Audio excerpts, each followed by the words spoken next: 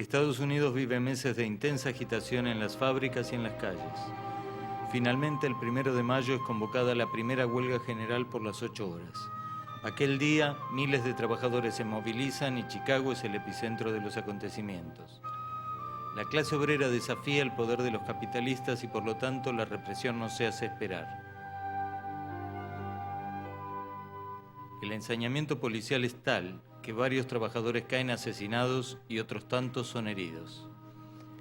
A pesar de todo, el movimiento no se detiene.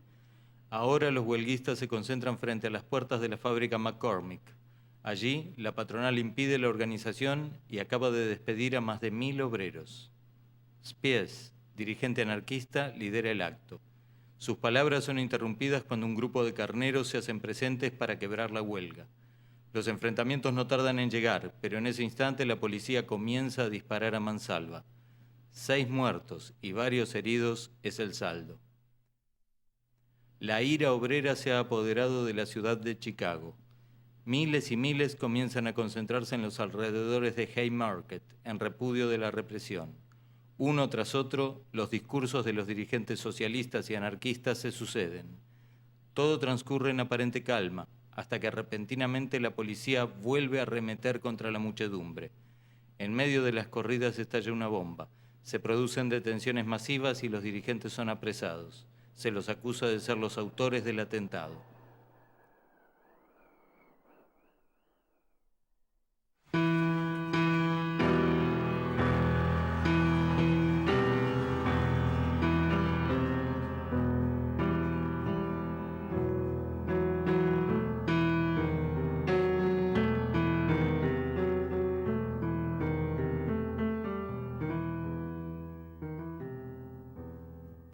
La farsa comienza a rodar. Se los acusa de pertenecer a una sociedad secreta cuyo fin es destruir, a través de la dinamita, el orden establecido. Todo está armado para condenarlos. Con entusiasmo se nombra al gran jurado. El mismo se constituye con hombres de moral intachable. Todos desprecian la causa del proletariado. Frente a él desfilan más de 1000 individuos, testigos falsos, cuyo prejuicio hacia anarquistas y socialistas queda evidenciado de antemano. El fiscal del Estado hace su tarea, una tarea ruin e ineficaz. Nada pudo ser probado, pero poco importa eso, porque las cartas ya están echadas. La clase dominante está dispuesta a brindar una lección ejemplar. Un apasionamiento febril, lleno de odio y venganza, la invade.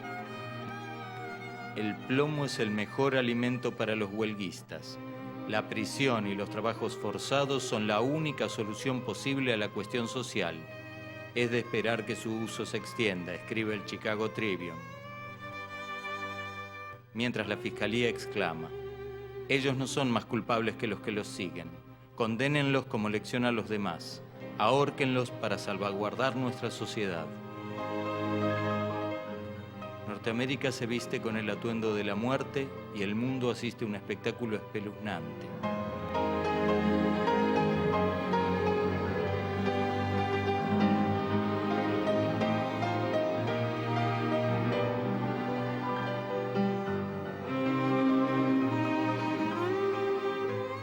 El poeta cubano José Martí, por entonces corresponsal del diario La Nación de Buenos Aires, presente en el momento en que la sentencia se lleva a cabo, escribe: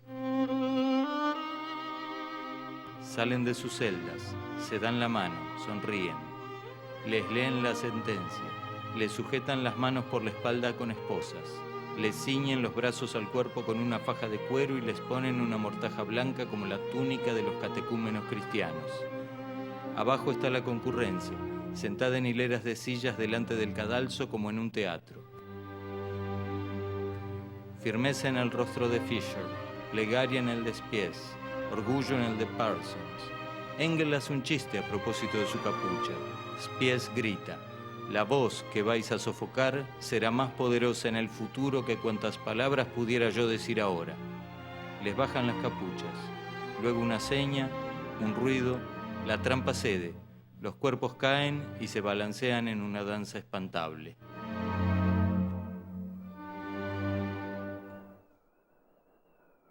Albert Parsons, August Spies, Georg Engel, Adolf Fischer, Louis Ling, Michael Schwab y Samuel Fielden. Sus nombres quedarán grabados para siempre. Las muertes de los mártires de Chicago no fueron en vano. Los capitalistas pudieron silenciar sus voces, pero como predijo Spies, la suya y la del resto de sus compañeros se volvieron poderosas. Ellos forman parte de nuestra historia, una historia plagada de tragedias, pero también de heroísmo.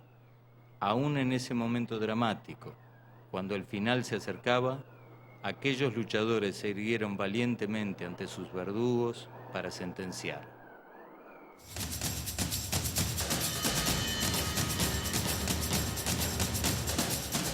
Hola, muy buenas tardes. Bienvenidos a un nuevo programa de Giro a la Izquierda. ¿Qué tal, Hernán? ¿Cómo estás? Bien, Elina, ¿cómo estás vos? Bien.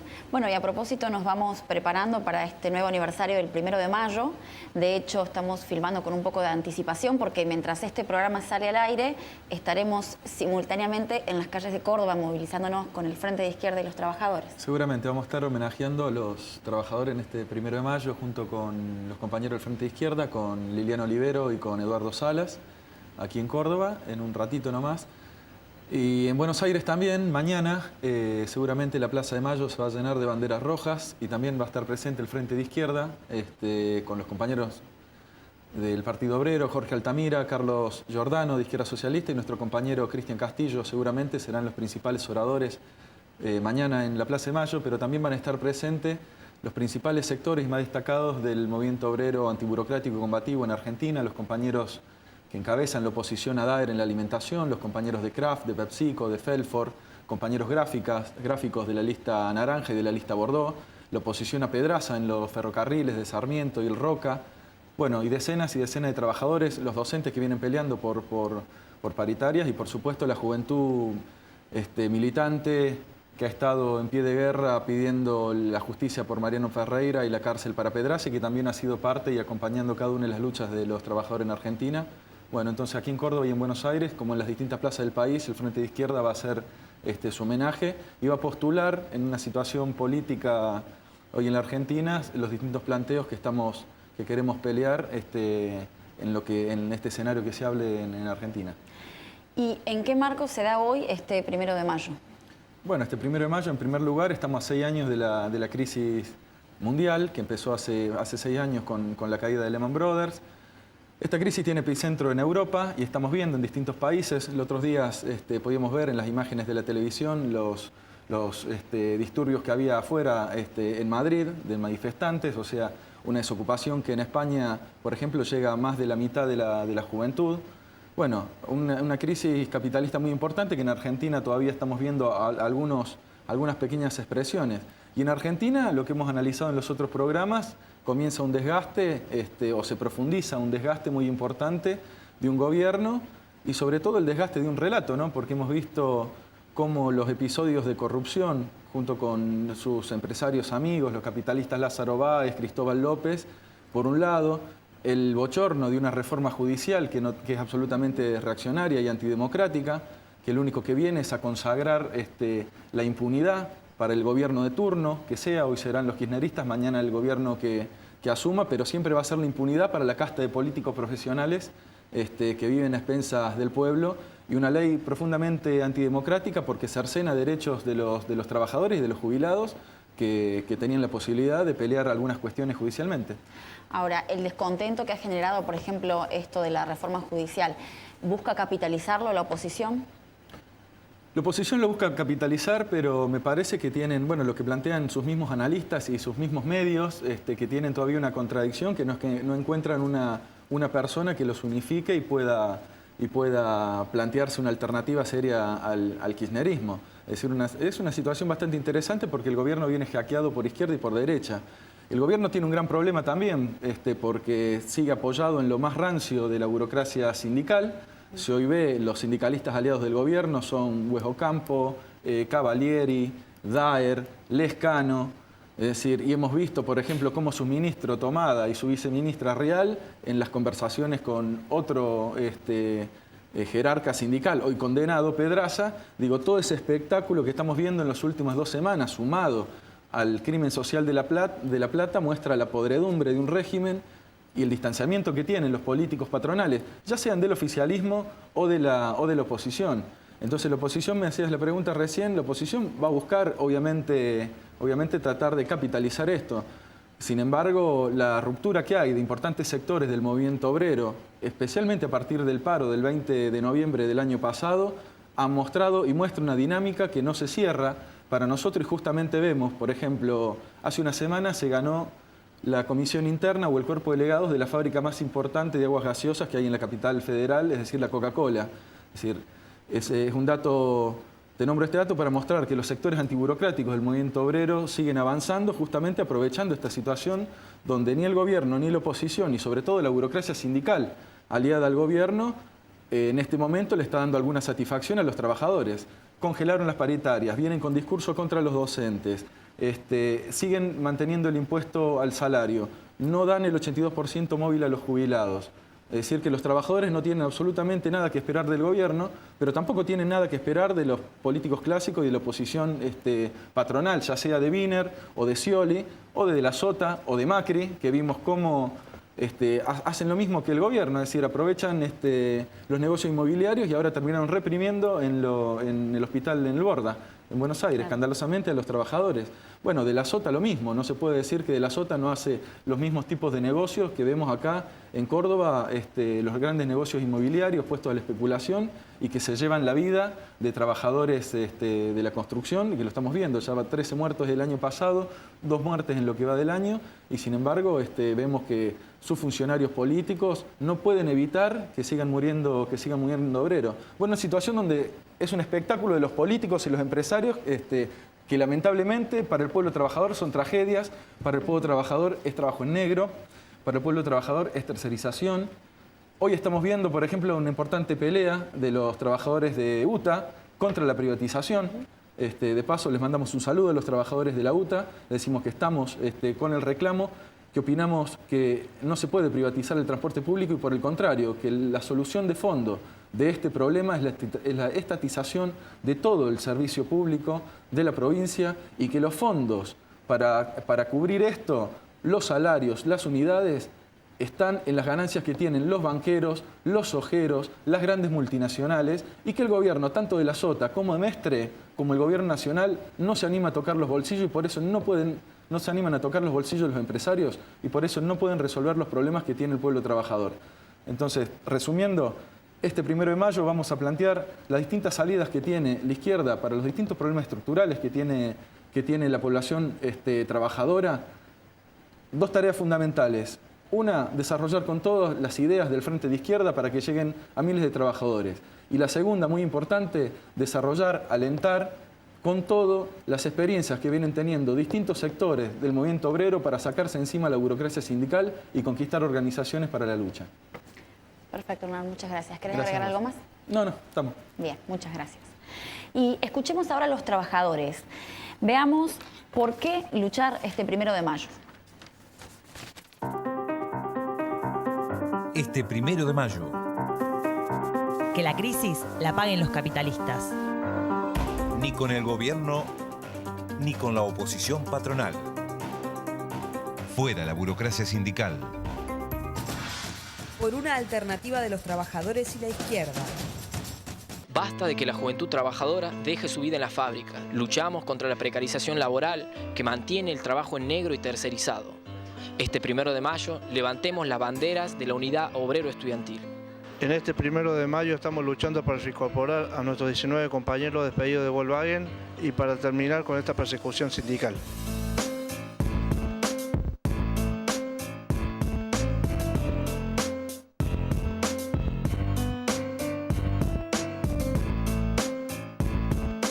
Hay que luchar porque nos pongan en blanco los obreros, empleadas domésticas, a todos para que estén asegurados y para que se le dé respeto al ser humano, porque también somos seres humanos y mi marido era un ser humano. Desde la agrupación Marrón y el cuerpo de delegados de los trabajadores de Coca-Cola peleamos por recuperar los sindicatos y las comisiones internas y ponerla al servicio de los trabajadores para luchar contra el trabajo precario, la tercerización y que todo se decida en asamblea.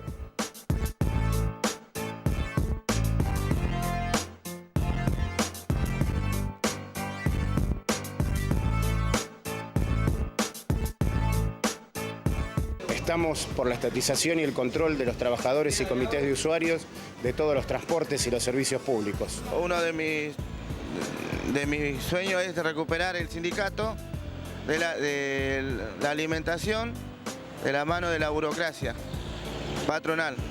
Y bueno, en este deseo que todos podamos seguir unidos y podamos combatir a toda esta gente que nos está robando lo que es de los trabajadores.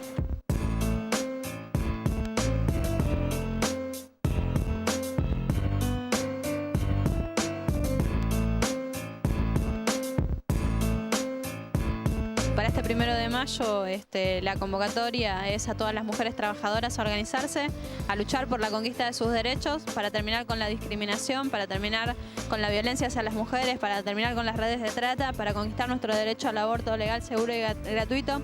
Es necesario poner en pie un gran movimiento de mujeres que se plantee la conquista de todas estas demandas.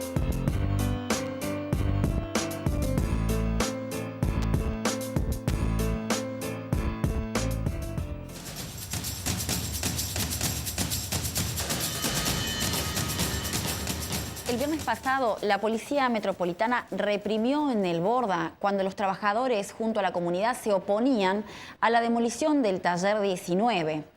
El saldo de la represión fue de 60 heridos, que incluían trabajadores de la salud, pacientes y periodistas, además de 8 detenidos. Estamos ahora en comunicación telefónica con Bárbara Acevedo, de la Comisión Interna de ATE del Hospital Garrahan, que estuvo presente el día de la represión. ¿Qué tal, Bárbara? ¿Cómo estás?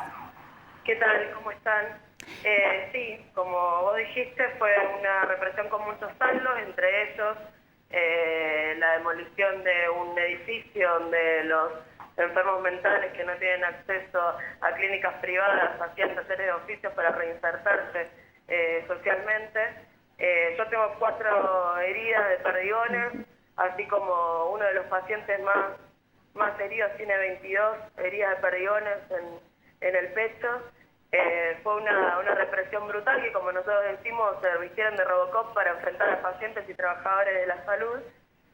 Pero mucho no nos sorprende porque es la metropolitana de Montenegro la que nació con Fino Palacios, la que mató en el Indoamericano por pedir vivienda con la Policía Federal, la que reprimió la Sala Alberti, la que reprimió el Parque Centenario y hoy vuelve a reprimir el Borda, en un acuerdo total con el kirchnerismo que le firmó no solamente todos los proyectos, sino que firmó la creación de la metropolitana en la legislatura, apoyándola y apoyando ese plan. Bárbara, hoy hubo una jornada que pudimos ver algunas imágenes bastante importante, convocada por ATE y la CTA. ¿Qué podés contarnos de esta jornada de hoy? Sí, fue realmente una marcha multitudinaria que arrancó con un paro en el Borda y en el Moyano. Tuvieron que llamar todos los gremios, inclusive UPCN y SUTEGUA. No así, por ejemplo, en el Garrahan, que teníamos 3 heridos y una detenida, UPCN no convocó.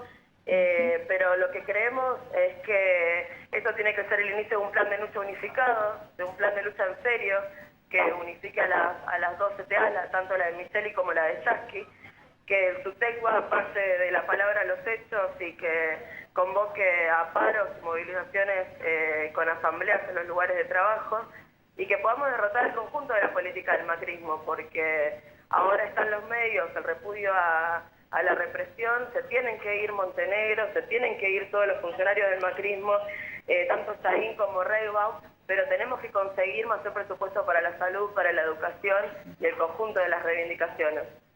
Entonces creemos que tenemos que ir a un plan de lucha que hasta conseguirlas, digamos. Buenísimo, Bárbara, te agradezco mucho la comunicación. Gracias a ustedes. Seguiremos en contacto. Chao, hasta luego. Chao. Bueno, y en estos días vimos el papelón que realizó el ministro de Economía cuando daba una entrevista a una periodista griega. La producción de Giro a la Izquierda no pudo evitar reírse de este señor Lorenzino.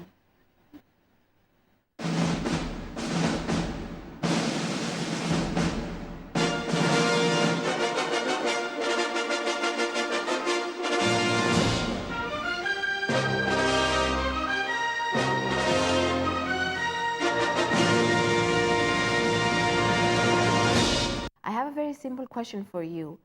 which seems very complicated these days. How much is inflation in Argentina at this moment?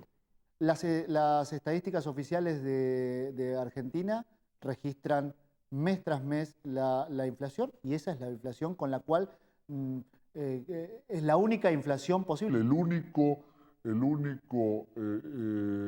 La única oficina pública encargada y con capacidad técnica para medir cualquier estadística es el Instituto Nacional de Estadística y Censo, que depende del Ministerio de Economía. But how much is it? Bueno, depende, a ver, Creo que el acumulado últimos 12 meses es 10.2, me puedo estar equivocando, 10,2, me puedo estar equivocando en la décima. Digo, el acumulado anual, de acuerdo a la última el reporte de inflación, es 10,2 o algo por el estilo.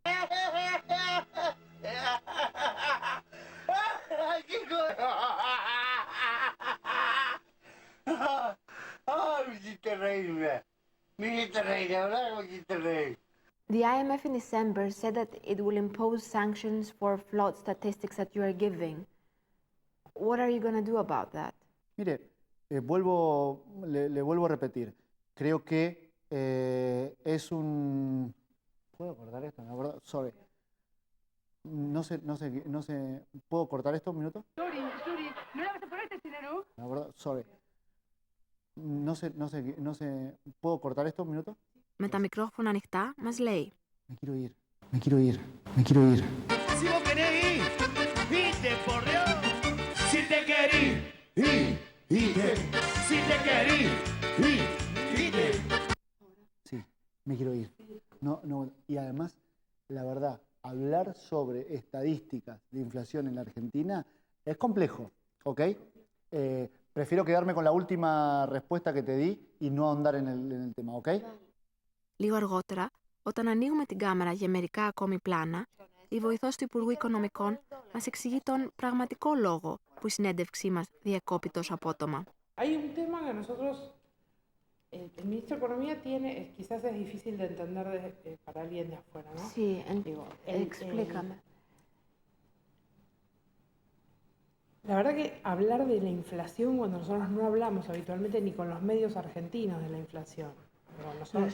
Pero no sé esto si él hable por la inflación, pero es el primer tema de la economía ahora. Todos, si se van en la calle, todos digan que hay mucha inflación, hay mucha inflación.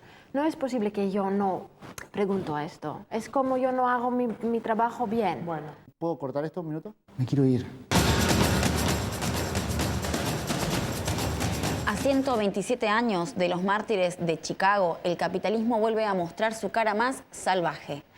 El viernes pasado, el derrumbe de un edificio en Bangladesh dejó como saldo más de 380 muertes. En el edificio funcionaban en distintos pisos varios talleres textiles, donde se empleaba a 3.122 personas, la mayoría trabajadoras jóvenes y mujeres. Un edificio de 8 pisos se vino abajo esta mañana en Bangladesh. Por lo menos 124 personas murieron y otras 1.000 resultaron heridas tras el derrumbe de un edificio de 8 pisos en Bangladesh.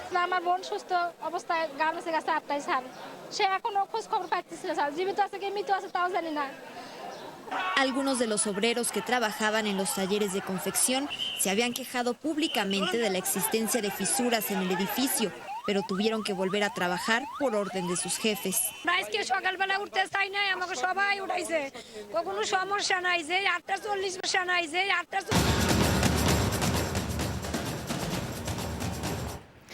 Bueno, acabamos de ver la denuncia de una de las mujeres, una de las trabajadoras, que comentaba que venían reclamando por las condiciones edilicias y sin embargo fueron obligadas a entrar a trabajar igual.